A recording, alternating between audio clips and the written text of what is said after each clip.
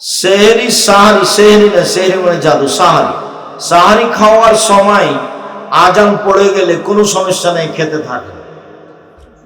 সিয়াম পালন করলে মানুষ পরহেজগার হবে, পরহেজগার।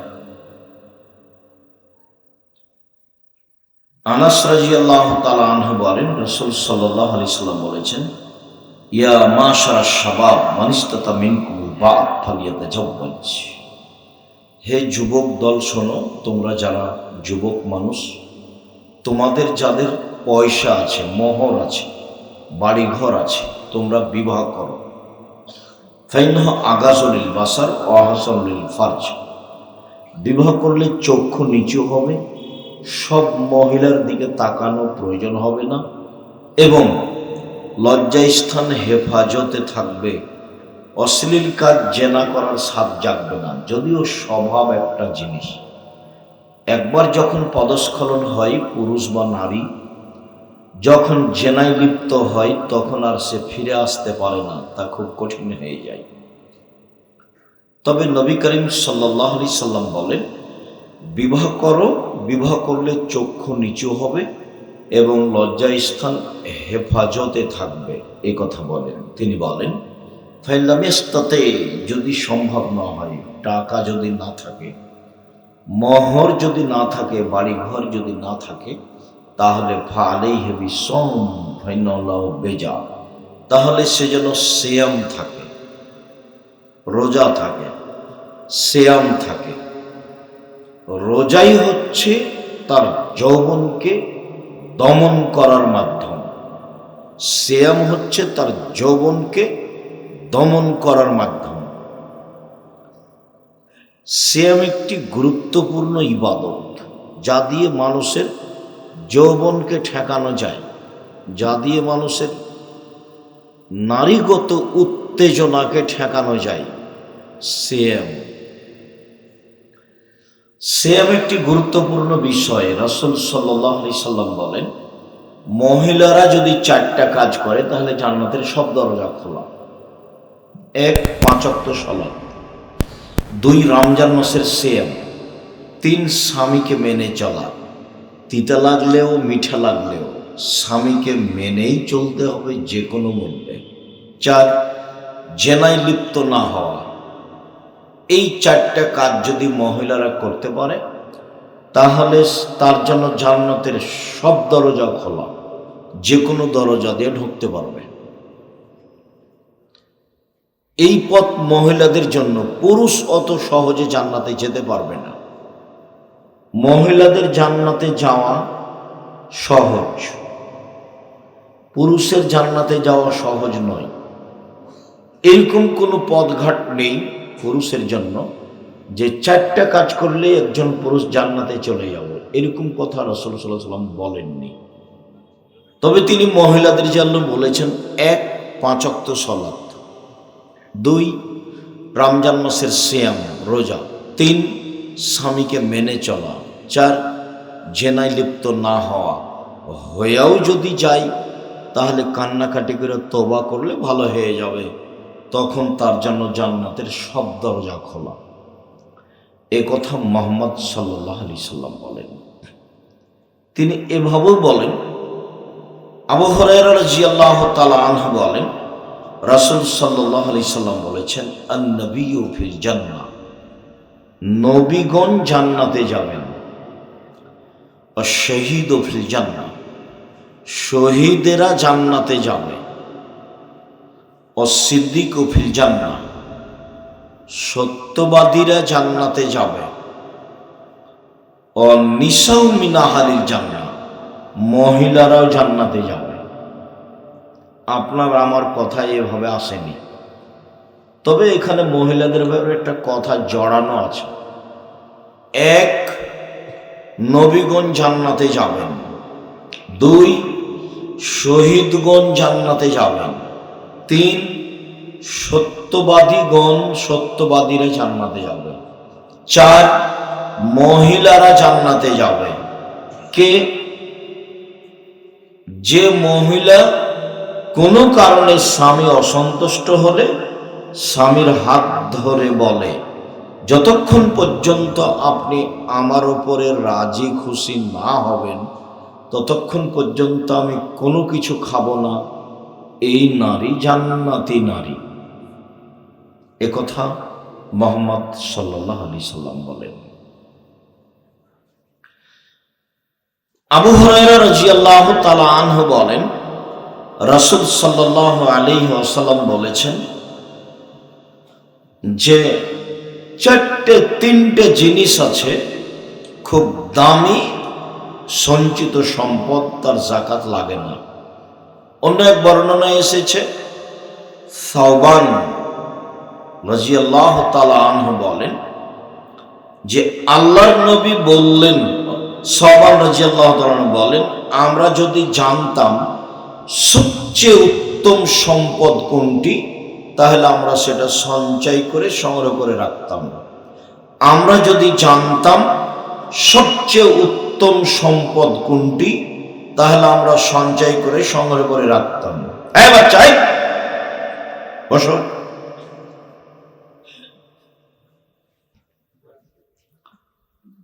আপনারা যে যেখানে আছেন চুপচাপ কিছুক্ষণ অপেক্ষা করবেন। আমি তো আর আব্দুল্লাহ বিন ফজল রাহিমাহুল্লাহ ভোর পর্যন্ত বক্তব্য দিব। হ্যাঁ, কিছুক্ষণ পরে দেখবেন নেই। তো আমরা যদি জানতাম কোনটা সবচেয়ে দামি সম্পদ তাহলে সঞ্চয় করে রাখতাম, তো আমরা জানি না। তখন আল্লাহ রাসূল বলছেন, শোনো শোনো শোনো, আফজালহু, সম্পদের সবচেয়ে দামি, টাকা পয়সা সম্পদ, বাড়িঘর সম্পদ, জমি জায়গা সম্পদ, স্ত্রী ছেলে মেয়ে সম্পদ, সবচেয়ে দামি সম্পদ লেসানুন যাকির, ওই জিহ্বা, যে জিহ্বা আল্লাহকে ডাকতে পারে, যে জিহ্বা সুবহানাল্লাহ, আলহামদুলিল্লাহ, আল্লাহু আকবার বলতে পারে, আস্তাগফিরুল্লাহ বলতে পারে। সবসময় খালি চুপটি করে থাকেন কেন? মুখখানকে একটু তাসবিহ তাহলিল করেন না কেন? খালি দোকানে বসে আড্ডা পিটেন আর মানুষের বদনাম করেন, গীবাত করেন, আর ল্যাংটা বেটি ছেলে দেখেন। এত খারাপ অভ্যাস কেন? এত ইতর শ্রেণীর অভ্যাস কেন? এত নোংরা শ্রেণীর অভ্যাস কেন? এত পশু প্রাণীর জীবন কেন? গরু ছাগলের মতো দোকানে বসেন কেন? আড্ডা পিটেন কেন? খারাপ লাগে না কেন? কই, আমরা তো কোনোদিন দোকানে বসিনি। আমার মা বলতো, 1, দোকানে বসিও না, 2, প্রাইভেট পড়ায়ও না, 3, বন্ধুতালি কারো সাথে করো না, 4, মানুষের বাড়ি দাওয়াত খায়ও না।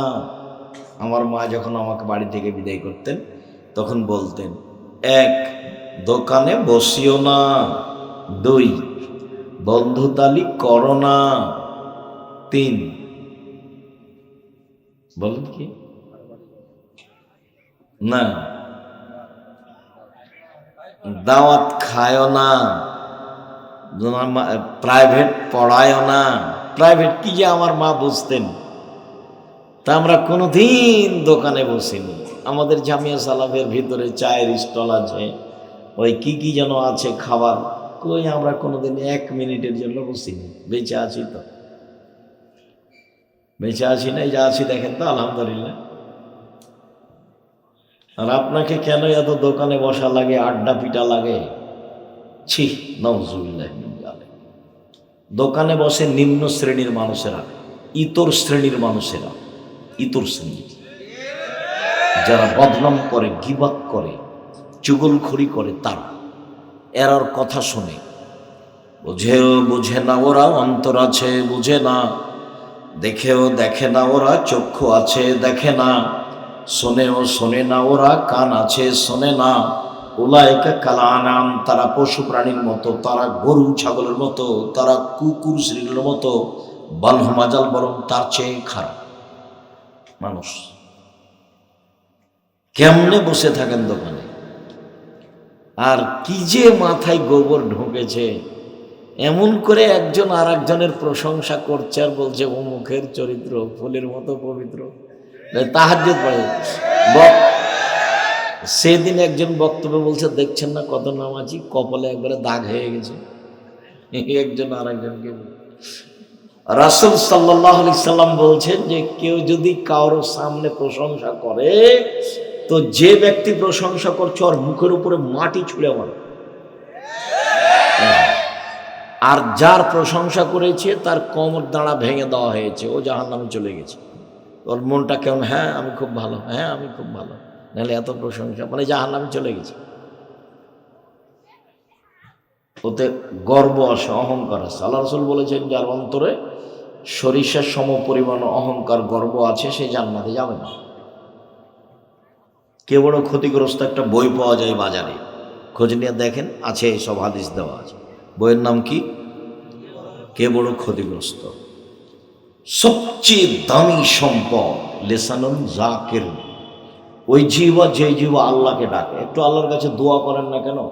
মাল্লাম ইয়াসআলিল্লাহ ইয়াগযাব আলাইহি, যে আল্লাহর কাছে কিছু চায় না তার উপর আল্লাহ খুব অসন্তুষ্ট হন। মুখখান বন্ধ করে থাকো কেন? চুপটি লেগে থাকো কেন? কিছু বলো না কেন?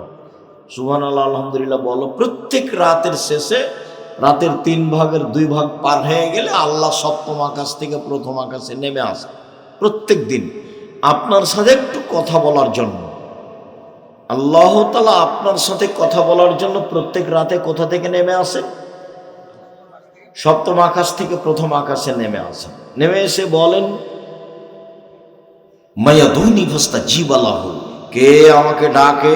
ডাকো ডাকো, আমি তোমার ডাকে সাড়া দেবো। বলো না, আমাকে কিছু বলো। আল্লাহ এভাবে বলেন। 2 মায়াসআলুনি ফাউতিয়াহু, কেউ কিছু চায়? চাও না, চাও দিব, চাও। আবার বলেন মায়াস্তাগফিরনি ফাগফির লাহু, কে ক্ষমা চায়? তুমি ক্ষমা চাও, চাও আমি তোমাকে ক্ষমা করে দেব। এই 3টা কথা আল্লাহ বারবার বলেন প্রথম আকাশে নেমে এসে আমার সাথে কথা বলার জন্য নেমে আসেন। আর আমি কত বড় নিমুখার, আমরা 3টায় ঘুমিয়েছি, 7টায় 8টায় উঠে 2টায় ঘুমিয়েছি। কোথা থেকে ডাঙ্গাবাজি করে, কোথা থেকে দোকানে আড্ডা পিটা, কার বদনাম করে, কার গিবাত করে, কার প্রশংসা করে আসছে। জুয়ারচুরি দাগাবাজি করো, জুয়ারচুরি করো, চাঁদাবাজি করো। চাঁদাবাজি করো কেন? ভিক্ষা করে খাওয়া, চাঁদাবাজি করবে কেন? উপার্জনের 4টা পথ, তুমি কোনোটাই করো না। 1 দিন মজুরি, কিষান কামলা। 2 চাকরি। 3 ব্যবসা। 4 জমি চাষ। এই 4টে। তো তুমি চাঁদাবাজি করো, এটা কোনটা? তুমি চাঁদাবাজি করে না, তুমি পশু, তুমি গরু ছাগল, তুমি ইতর শ্রেণীর মানুষ, তুমি আর তোমার বাপ বেটা 2জনই বোঝা জাতির উপরে। চাঁদাবাজি করবে কেন? এই 4টে ব্যতীত আর একটা পথ আছে, সেটা ভালো নয় তবে জায়েজ, সেটা ভিক্ষা। উপার্জনের 4টা পথ। 1 কামলা কিষান, 2 জমি চাষ, 3 চাকরি, 4 ব্যবসা। তখন রাসূল সাল্লাল্লাহু আলাইহি ওয়াসাল্লাম বললেন সত্যবাদী বিশ্বস্ত ব্যবসায়ীরা নবীদের সাথে জান্নাতে থাকবে। আগেরগুলোর প্রশংসা করেননি, বরং নিন্দা করেছেন। দিন মজুরি, তখন বলেছেন কাজ শেষ হওয়ার সাথে সাথে টাকা দিয়ে দাও, টাকা দিয়ে দাও। গায়ের ঘাম শুকানোর সাথে সাথে টাকা দিয়ে দাও, টাকা দিয়ে দাও। আর যখন চাকরি, তখন বলেছেন এই সাবধান, যেটা বেতন পাচ্ছ ওটাতেই সন্তুষ্ট হও, এদিক ওদিক টাকা ইনকাম করলে সেটা হবে আত্মসাৎ, খুব সাবধান। আর যখন জমি চাষ, তখন বললেন যে ওতে অন্তর শক্ত হয়ে যায়, অন্তর ভীরু হয়ে যায়, খুব একটা অন্তর ভালো থাকে না, নিন্দা করলেন। আর যখন বললেন ব্যবসা, তখন বলছেন আত্তাজির আস-সাদিক আল আমিন ইয়াকুনু ইয়াউমাল কিয়ামা মা শাহাদা সিদ্দিকিন, সত্যবাদী বিশ্বস্ত ব্যবসায়ীরা নবীদের সাথে জান্নাতে থাকবেন। সেটা বাদাম বিক্রি ব্যবসা হোক, চকলেট বিক্রি হোক, কলা বিক্রি হোক, আর ইনপোর্টে ব্যবসা হোক, সেটা যেটাই হোক না কেন, ব্যবসাকে আল্লাহ রাসূল খুব পছন্দ করলেন। আবার তিনি বললেন ইয়া মাশার তুজ্জার, ব্যবসায়ীরা শোনো, ইন্নাল বাইয়া ইয়াহজুরুল কিযব ওয়াল হালাফ, ব্যবসাতে মিথ্যা কথা চলে আসে, ব্যবসায় কসম চলে আসে। ফাসুবহু বিসাদকা, এটা দান করে পাপটা মিটিয়ে দাও। আর উৎসাহিত করবেন ব্যবসা করবেন, ছোট হোক আর বড় হোক, ব্যবসা করে খাবেন। কোনোটাই যদি না মিলে চাঁদাবাজি বাদ, চাঁদাবাজি করা হবে না। জুয়াচুরি, দাগাবাজি, জমিদারি, জমি জোর করে দখল করা, মারামারি, দাঙ্গামা, হাঙ্গামা, শয়তানি, মানুষকে জেলে দেওয়া, হাজতে দেওয়া, মিথ্যা কসম করা, এগুলো করিয়েন না। অল্প দিন বাঁচতে এসে মানুষের ক্ষতি করে বাঁচার চেষ্টা করিয়েন না জুলুম করে। সময় 45 মিনিট।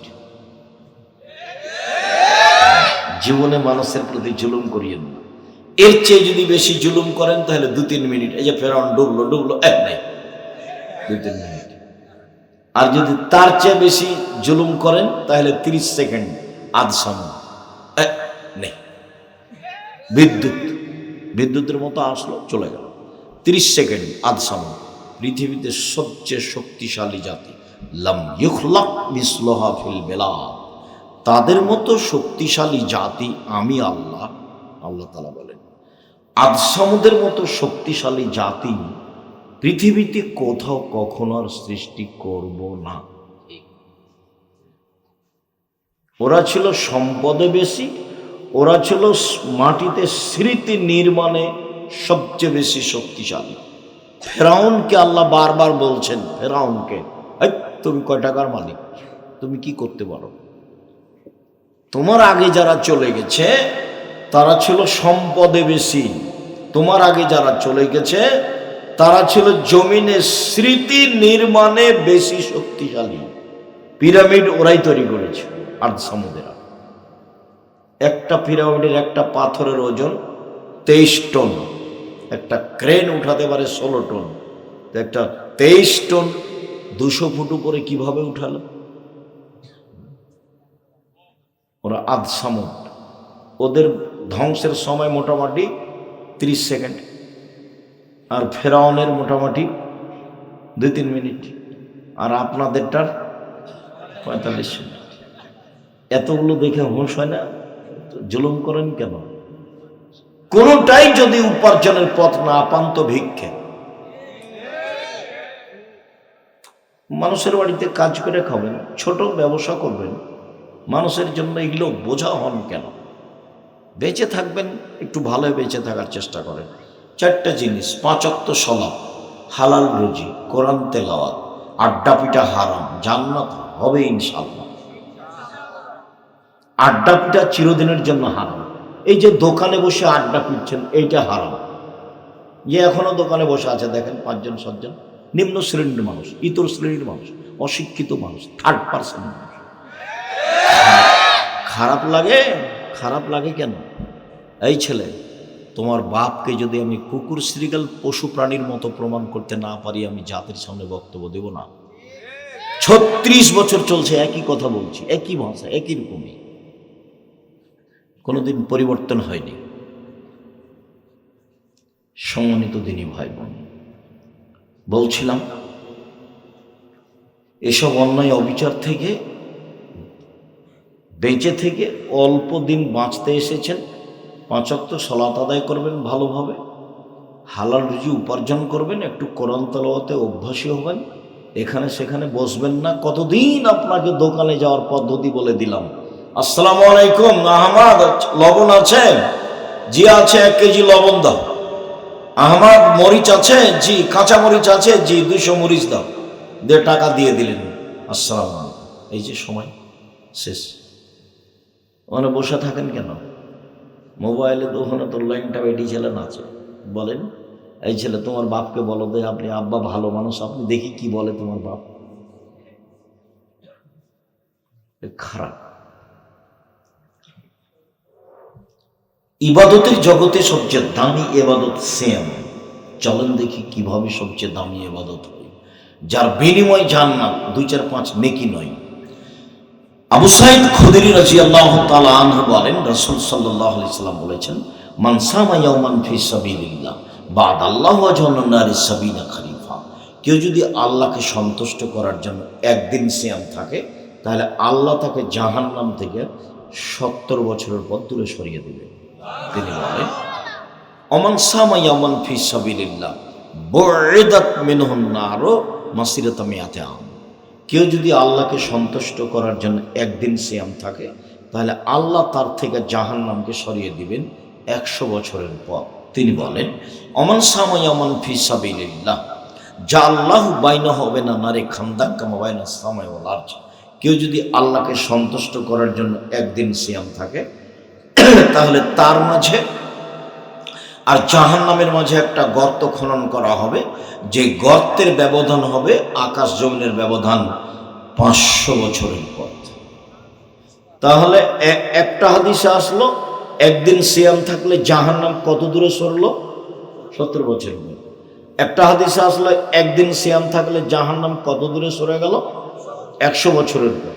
আর একটা হাদিসে আসলে একদিন সিয়াম থাকলে জাহান্নাম কত বছরের পর সরে গেল? 500 বছরের পর। তাহলে এখন পর্যন্ত যা বললাম তাতে কি 10 নেকি হলো না জাহান্নাম সরে গেল? জাহান্নাম সরে গেল। আল্লাহ নবী বলেছেন, কেউ যদি কারো জানা যায় তাহলে 1 কেরাত নেকি হবে, আর মাটি দেওয়া পর্যন্ত যদি থাকে তাহলে 2 কেরাত নেকি হবে। আর 1 কেরাত হলো ওহুদ পাহাড়ের সমান, আর ওহুদ পাহাড় হলো 4 কিলোমিটার প্রশস্ত, 8 কিলোমিটার লম্বা। নিচে যে কত আছে আল্লাহই ভালো জানে। তো তাহলে নেকিটা হলো ওহুদ পাহাড়ের সমান, মানে একটা পরিমাণ। কাজ কি? জানাজায় গেছে, কাজ কি? মাটি দেওয়া পর্যন্ত দেখেছে। এখন মাটি দেওয়ার পরে যদি সব মিলে হাত তুলে দোয়া করে তাহলে সবই গেছে। চাঁপাই নবাবগঞ্জের ভাষাতে আমও গেল, ছালাও গেল, কাঁদতে কাঁদতে 2 চোখও গেল। বাস জানাজায় থাকবেন, মাটি দেওয়া শেষ হয়ে গেলে বাড়ি চলে আসবেন। এটাই রাসূল সাল্লাল্লাহু আলাইহি ওয়াসাল্লামের পদ্ধতি।